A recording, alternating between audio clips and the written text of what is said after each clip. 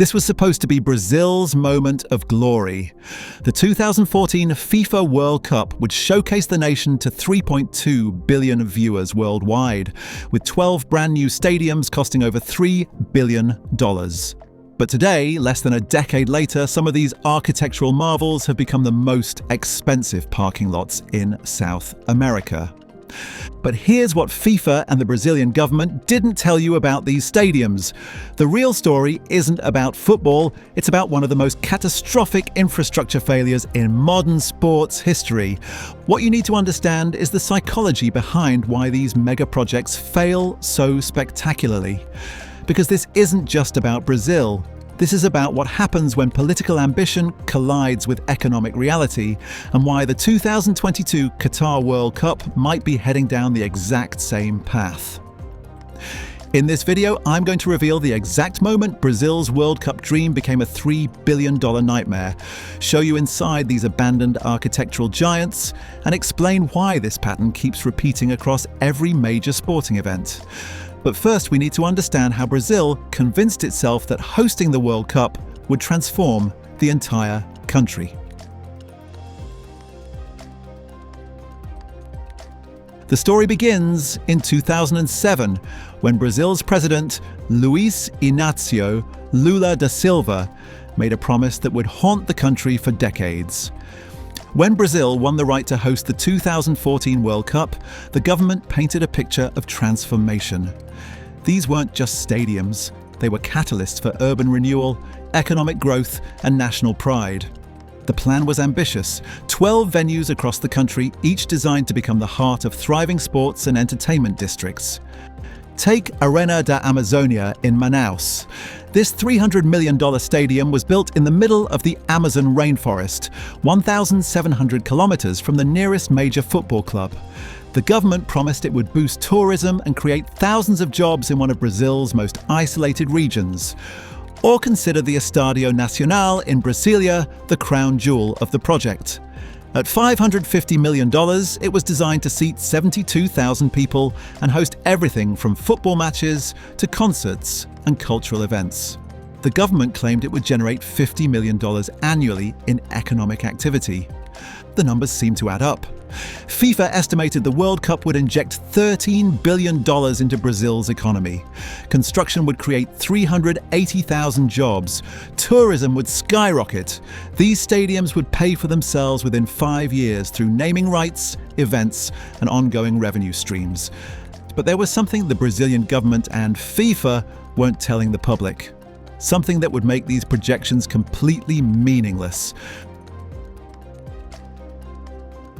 From the very beginning, there were red flags that should have stopped these projects, but the people in charge ignored every single warning. The first major problem was location. FIFA requires World Cup venues in cities with strong football cultures and existing infrastructure. But Brazil chose to build stadiums in places like Manaus, where the local team, Nacional, plays in Brazil's 4th division and draws crowds of maybe 1,000 people. Dr. Carlos Leiter, an urban planning expert at the University of São Paulo, warned in 2011 that half of these stadiums were being built in the wrong places. You don't build a 44,000-seat stadium for a city that can't fill a 10,000-seat venue, he said. His warnings were dismissed. Then came the cost overruns. Arena da Amazônia's budget ballooned from $200 million to $300 million. The Estádio Nacional went from $350 million to $550 million. Across all 12 venues, costs increased by an average of 60% from original estimates. The construction timeline was equally problematic. With just 4 years to build 12 stadiums, corners were cut. Safety protocols were relaxed, worker conditions deteriorated. By 2013, 8 construction workers had died building these venues, a death rate that would have been unacceptable in any developed nation. Local communities were displaced without adequate compensation. In São Paulo, 1,600 families were evicted to make way for Arena Corinthians. In Rio, favela residents were relocated to housing projects 50 kilometers from the city centre. But the most damning warning came from Brazil's own Court of Audit. In 2013, they released a report stating that several stadiums would be white elephants, expensive structures with no sustainable purpose after the World Cup.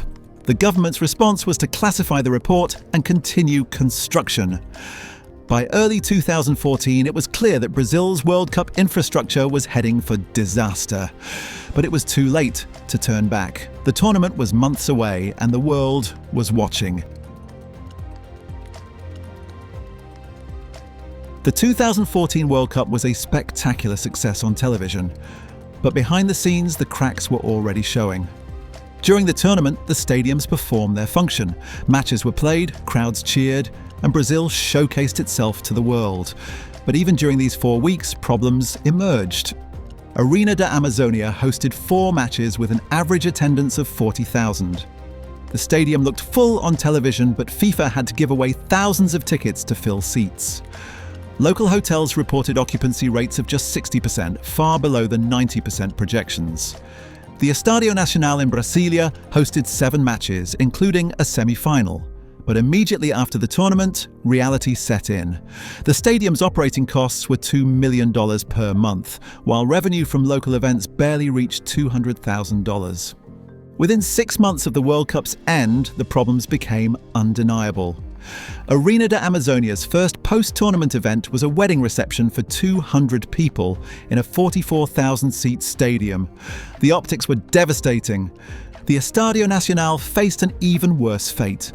With no major football club in Brasilia and limited demand for large events, the stadium began hosting everything from religious gatherings to political rallies. By 2015, it was losing $150,000 per month. Other venues struggled similarly. Arena Pantanal in Cuiabá, built for $250 million, couldn't attract a single major tenant. The local football club, with an average attendance of 3,000, couldn't justify using a 44,000-seat venue. The Brazilian government tried various solutions. They offered naming rights at discounted rates. They attempted to convert some venues into shopping centres or mixed-use developments. Nothing worked. By 2016, just 2 years after the World Cup, the writing was on the wall. These stadiums weren't just underperforming. They were becoming active financial drains on their host cities.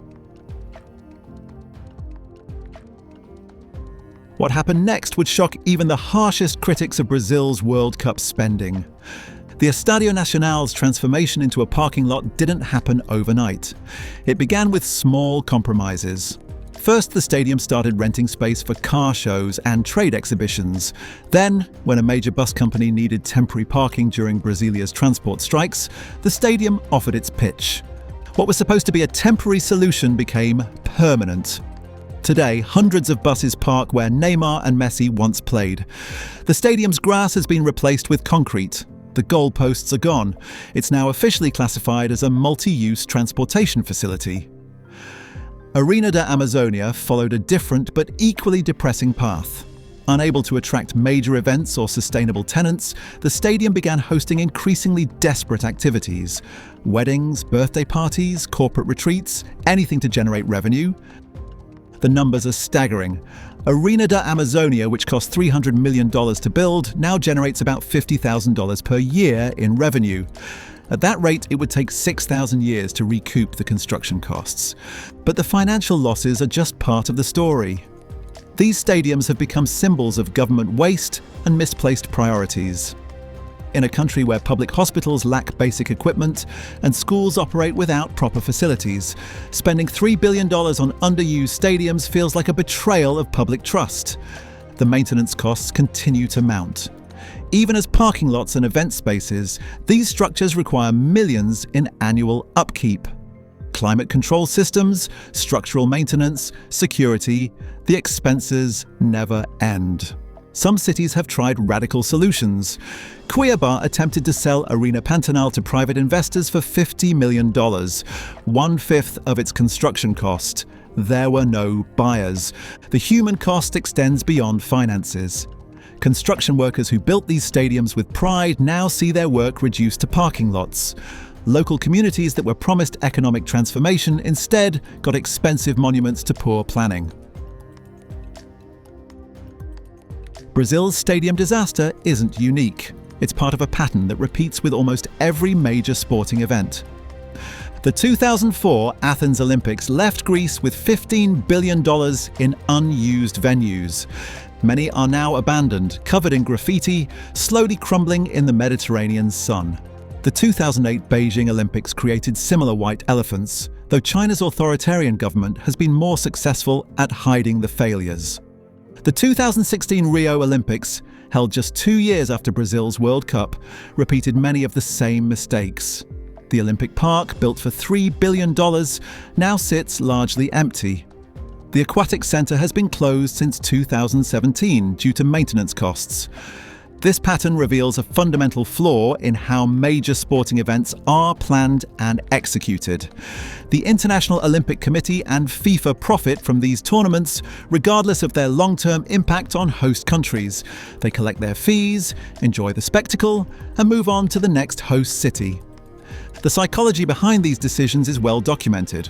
Politicians and officials suffer from what economists call optimism bias. They systematically overestimate benefits and underestimate costs. The prestige of hosting a major event clouds rational decision-making. Dr. Andrew Zimbalist, an economist who studies mega sporting events, has calculated that no World Cup or Olympics since 1984 has generated a positive return on investment for its host country. The pattern is consistent and predictable, yet countries continue to bid for these events. The Qatar 2022 World Cup followed a similar trajectory. Despite spending over $200 billion on infrastructure, many venues are already struggling to find post-tournament purposes. The 40,000-seat Al Janoub Stadium, designed by Zaha Hadid, hosts a local team that typically draws 500 spectators. The upcoming 2026 World Cup, jointly hosted by the United States, Canada, and Mexico, promises to be different. By using existing stadiums and infrastructure, the organisers claim they'll avoid Brazil's mistakes. But early cost estimates are already exceeding projections. Today, nearly a decade after Brazil's World Cup, the situation has only gotten worse.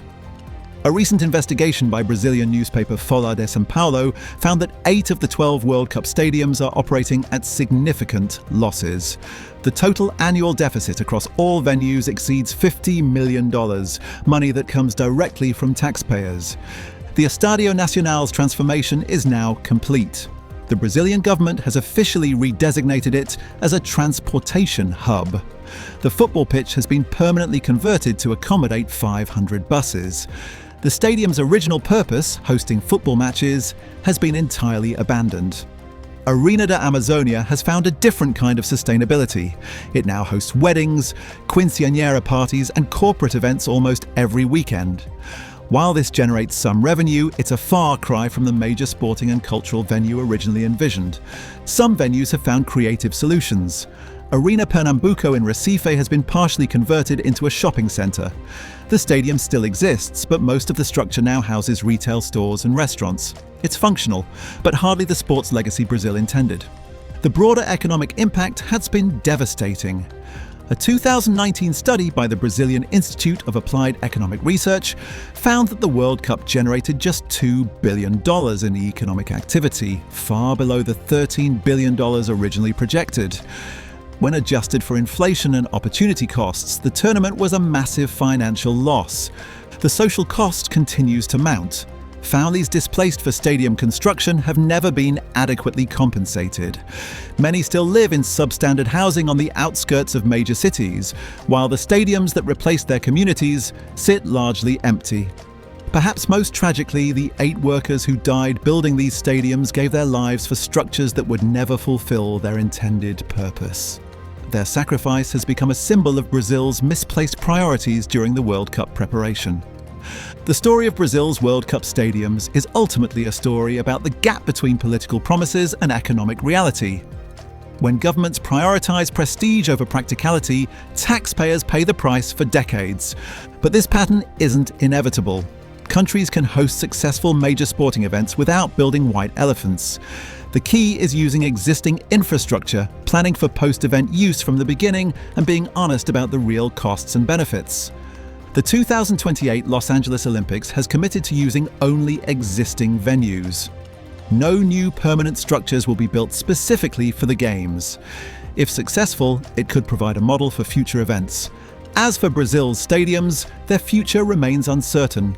Some may find sustainable purposes as mixed-use developments or community centres.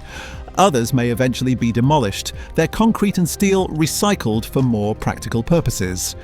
The buses parked on the Estadio Nacional's former pitch serve as a daily reminder of what happens when ambition exceeds planning. They're not just vehicles, they're symbols of one of the most expensive mistakes in modern sports history. Speaking of mega projects that actually succeeded, there's one stadium that cost just as much as Brazil's entire World Cup program, but became the most profitable venue in sports history. We committed to releasing 2 videos a week. Like, share, subscribe, and hit the bell icon for more visionary builds.